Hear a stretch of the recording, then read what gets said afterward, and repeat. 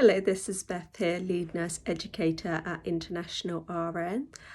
So I'm an experienced nurse here in the UK, and I have been teaching OSCE and doing overseas recruitment of overseas nurses for about 60 years. I also teach the CBT exam. In 2024 is when I made my own company of International RN.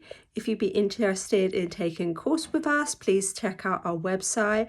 Or if you want more tips and other videos for your OSCE exam or CBT exam, please check out our social media and YouTube channel. Okay, and as always, good luck with your exam.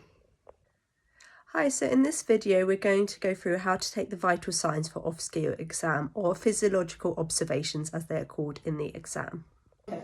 So first thing you're going to want to do for checking your vital signs in the exam is your respirations. Obviously, we're going to watch the rise and fall of the chest.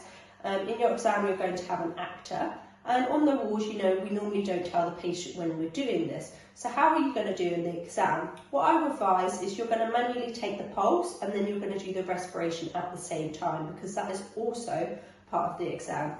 So taking the pulse manually for 2 minutes, you're going to take it for 2 minutes. So 1 minute will be your heart rate, and the second minute is going to be your respirations. Important to note, you do actually need to do this for 2 minutes. I have had nurses in the past who they did it quite quickly. Yeah, that might be something we're doing in real life, but not in your exam. Okay, once you've done those, you can record them straight away on your chart. I would recommend always recording everything straight away, because you're going to be stressed, and by the time you finish the end of the station, you might have forgotten what the heart rate was and everything. Okay, so next thing we're going to do is our oxygen sats. So in the exam, you will have the standard kind of hospital style dynamat. I will show you a picture, but for now we've just got this one.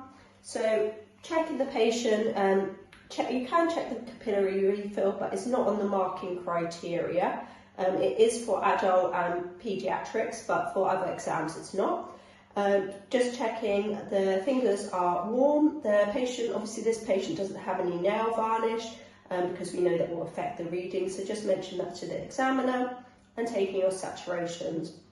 Okay, if the patient has some oxygen, we obviously need to know what device it is and how many litres. Okay, next thing we're going to check is the patient's blood pressure. If they have their legs crossed, ask them to uncross them. You can ask the patient if they've had any surgeries on this arm. No. Also, this arm looks fine, there's no wounds or anything, so I'm happy to use it. So you can mention that in the exam. So obviously you need to place your blood pressure cuff correctly. So that's about 2 centimetres above the ACF, which is the elbow joint. I will show you, so here. And then we've got to have the arrow pointing inwards like so, and then just ask the patient to put their arm down. Obviously it's going to squeeze a bit. Okay, once you're finished with that, again record your blood pressure on your chart. I do have another video about the News 2 document, which I would advise you to watch, because that is very important. Okay, so the next thing we're going to check is the temperature. So commonly in the exam they do have those infrared thermometers, which is these ones.